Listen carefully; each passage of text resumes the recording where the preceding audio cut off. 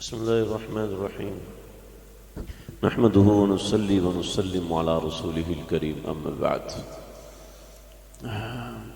اسلام کا چوتھا بڑا رکن زکوٰۃ ہے۔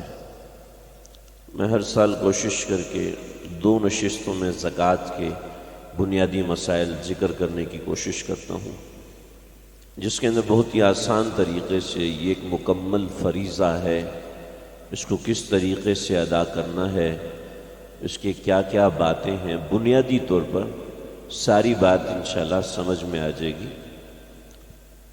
زکوٰۃ دینا ہر صاحب حیثیت پر فرض ہے۔ صاحب حیثیت کا نصاب کیا ہوتا ہے اور اس کے پاس کتنا مال ہونا چاہیے تو وہ صاحب حیثیت ہوتا ہے، اس کے اوپر زکوٰۃ فرض ہوتی ہے۔ شریعت کی اصطلاح میں امیر کسے کہتے ہیں اور شریعت کی اصطلاح میں غریب کسے کہتے ہیں، یہ ساری باتیں اس کے اندر آئیں گے۔ سب سے پہلے سمجھ لیں کہ ہر مال پر زکوٰۃ نہیں ہوتی۔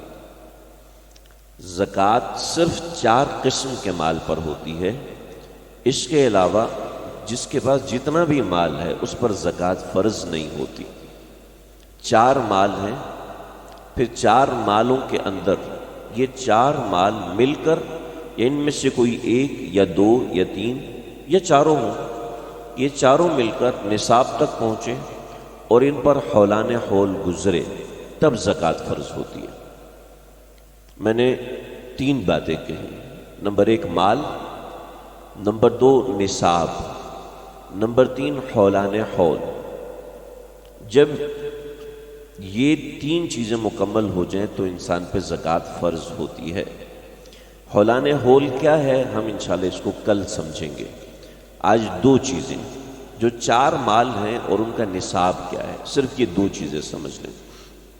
سب سے پہلا جو 4 مالوں میں سب سے پہلا مال وہ یہ ہے کہ سونا اگر 7.5 تولہ سونا ہے کسی مرد کے پاس یا عورت کے پاس تو اس کے اوپر زکوٰۃ فرض ہوتی ہے، وگرنہ زکوٰۃ فرض نہیں ہوتی۔ چاندی نمبر 1، نمبر 2 چاندی اگر 52.5 تولہ ہے تو اس کے اوپر زکوٰۃ فرض ہوتی ہے، ورنہ زکوٰۃ فرض نہیں ہوتی۔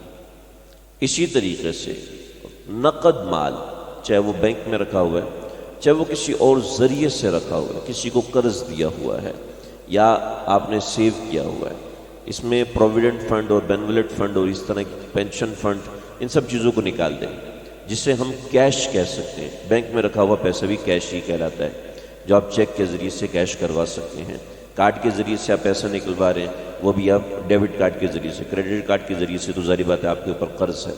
تو پیسہ جو آپ کے ہاتھ میں ہے اگر وہ آپ کے پاس ہے اور وہ نصاب کے برابر ہے تو آپ پر زکوٰۃ فرض ہوگی۔ اس کے بعد چوتھی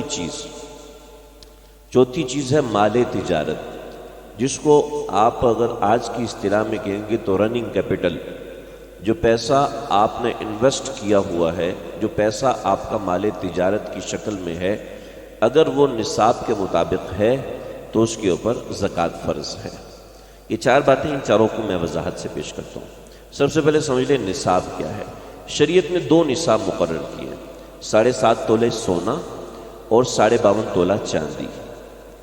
اب جب شریعت نے اس کو فرض کیا تھا تو اس وقت دونوں کا ریٹ ایک ہی تھا، 7.5 تولہ سونا جتنے کا آتا تھا چاندی بھی اتنے ہی کی آتی تھی۔ لیکن آگے چل کے چونکہ سونے کا کنزمپشن بڑھ گیا اور سونے کو لوگوں نے ایک مارکیٹ ویلیو دے دی، چاندی کو وہ چیز نہیں مل سکی تو سونے کا ریٹ بڑھ گیا۔ تو شریعت کا ایک ضابطہ ہے کہ جب 2 نصاب متعین ہو جائیں تو ان میں اقل نصاب کو شریعت مقرر کرتی ہے۔ 2 نصاب، جیسے کسی شخص کو نماز میں بھول گیا، میں تیسری رکعت میں ہوں، چوتھی رکعت میں ہوں، تو شریعت کہتی ہے کہ آپ کو غالب گمان کیا ہے نہیں پتہ چل رہا تو آپ تیسری رکعت شمار کرو، یعنی جو کم ہے اس کو شمار کریں۔ لہٰذا جو اقل نصاب ہے اس کے حساب سے زکوٰۃ فرض ہوتی ہے۔ چنانچہ آج 52.5 تولہ چاندی کا ریٹ جو چل رہا ہے، میں نے 1-2 دن پہلے چیک کیا تھا، تقریباً 75,900 روپیہ، 75,916 روپیہ کچھ اتنا بن رہا تھا، اور ایک دن 75,986 روپے بن رہا تھا، تو یہ تقریباً 76,000 روپیہ ہے۔ اگر کسی کے پاس اتنا سونا ہے اتنی چاندی ہے، اتنا نقد مال ہے اور اتنا مال تجارت ہے اور اس کے اوپر سال بھی گزر گیا، تو اس کے اوپر زکوٰۃ فرض ہوگی۔ چنانچہ سونا آج کے زمانے میں کسی خاتون کے پاس یا آدمی کے پاس 1 تولہ بھی ہے تو اس کا مطلب ہے اس کے اوپر زکوٰۃ فرض ہو جاتی ہے اقل نصاب کی وجہ سے۔ لہٰذا 7.5 تولے سونے کی قید نہیں رہے گی اس ضابطے کی وجہ سے جو شریعت کا ضابطہ ہے۔ البتہ ایک صورت ہے، وہ ایک صورت نہیں ہوتی لیکن میں بتا دیتا ہوں۔ ایک صورت یہ ہے کہ کسی کے پاس نہ 1 روپیہ ہے، کسی کے پاس نہ ایک ذرہ چاندی ہے صرف سونا ہے، صرف سونا ہے اور کچھ بھی نہیں ہے، تو اب اس کو دیکھا جائے گا کہ اس کے پاس 7.5 تولے ہے تو تب وہ 7.5 تولے کے مطابق صاحب نصاب بنے گا، وگرنہ نہیں بنے گا۔ عام طور پہ یہ نہیں ہوتا، لوگوں کے پاس پیسے اگر 2-4 روپے بھی ہیں تو تب بھی وہ صاحب نصاب بن جاتے ہیں۔ لہٰذا ایک صورت، احتمالی صورت میں نے بتا دی کہ بہت سے لوگوں کو اشتباہ ہو جاتا ہے، اس وجہ سے بتا دی، پریشان ہو جاتے ہیں اسی وجہ سے بتائی۔ ورنہ آج کے زمانے میں 75,000 کے بقدر اگر کسی کے پاس یہ چاروں چیزوں میں سے کچھ ہے، یعنی نقد ہے، سونا ہے، چاندی ہے، مال تجارت ہے، تو اگر اس کے پاس ہے اور اس کے اوپر سال بھی گزر گیا تو اس کے پاس زکوٰۃ فرض ہے۔ اب سال گزر گیا کیا ہوتا ہے میں انشاءاللہ کل بتاؤں گا۔ یہ سال گزر گیا، ہم اس میں بہت زیادہ کنفیوژن کا شکار ہوتے ہیں، لیکن اب ان 4 چیزوں کو سمجھ لیں۔ سونے کا میں نے بتا دیا، زیور کی شکل میں ہے، بچی کے لیے بنا کے رکھا ہوا ہے، میری 4 بچیاں ہیں، 2 بیٹے ہیں، ان کے لیے میں نے بنا کے رکھا ہوا ہے، تو ملکیت کس کی ہے؟ جس کی ملکیت میں ہے اس کے اوپر زکوٰۃ فرض ہوگی۔ یہ تو میں نے حج کے لیے رکھا ہوا ہے، بہت نیک مقصد کے لیے رکھا ہوا۔ میرا ارادہ ہے کہ جب مسجد بنے گی تو اس میں میں نے کچھ گولڈ بارز رکھی ہیں، جب مسجد بنے گی فلاں علاقے میں تو میں وہاں پر یہ رقم دوں گا، یہ سونا دوں گا۔ بڑے اچھے مقصد کے لیے رکھا ہوا ہے، لیکن سونا اگر رکھا ہوا ہے تو اس پہ زکوٰۃ فرض ہے، بھلے سے آپ نے بچی کی شادی کے لیے رکھا ہے یا مسجد بنانے کے لیے رکھا ہے، کسی بھی نیک مقصد کے لیے یا کسی بھی دوسرے مقصد کے لیے رکھا ہوا ہے تو اس کے اوپر زکوٰۃ فرض ہے۔ اس کا مال تجارت ہونا نہ ہونا سب برابر ہے۔ یہی حکم چاندی کا ہے، یہی حکم کیش کا ہے، اور اسی طرح مال تجارت کا بھی اسی طرح حکم ہے۔ مال تجارت میں کچھ تفصیل ہے، اس کو ذرا سمجھ لیں۔ مال تجارت عام طور پہ کسی کے پاس دکان کے اندر سامان رکھا ہوا ہے تو قیمت فروخت دیکھی جائے گی۔ کسی نے انویسٹمنٹ کی ہوئی ہے زمین کے اندر بیچنے کے لیے تو اس کے اندر قیمت فروخت دیکھی جائے گی۔ میں نے زمین خریدی تھی جناب، اس وقت 2 لاکھ کی تھی، ابھی میں نے اس کو بیچنے کے لیے لگایا ہوا ہے تو یہ 20 لاکھ کی ہے، تو 20 لاکھ کے حساب سے زکوٰۃ ہوگی، 2 لاکھ کے حساب سے نہیں ہوگی۔ لیکن اس میں تھوڑی سی تفصیل سمجھ لیں۔ پلاٹ میں نے خریدا، جب بچوں کی شادی ہوگی تو اس پہ گھر بنا کے دوں گا۔ پلاٹ میں نے خریدا، کوئی ریٹ لگ گیا اچھا تو بیچ دوں گا۔ پلاٹ خریدا کہ ابھی ریٹ کم ہے، جب ریٹ چڑھیں گے تو اس وقت میں اس کو بیچوں گا۔ پلاٹ میں نے خریدا کہ اس پہ گھر بناؤں گا اور گھر کو بنا کے پھر میں اس کو سیل کروں گا، جو پیسے آئیں گے اس کو میں فلاں کام میں لگاؤں گا۔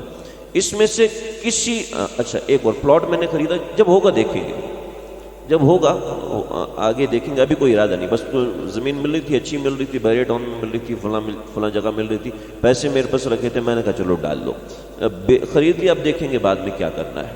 تو یہ صورتیں عام ہوتی ہیں۔ ان میں سے کسی صورت پر زکوٰۃ فرض نہیں ہے، کسی بھی صورت پر زکوٰۃ فرض نہیں، بس ایک صورت ہے جس پر زکوٰۃ فرض ہے۔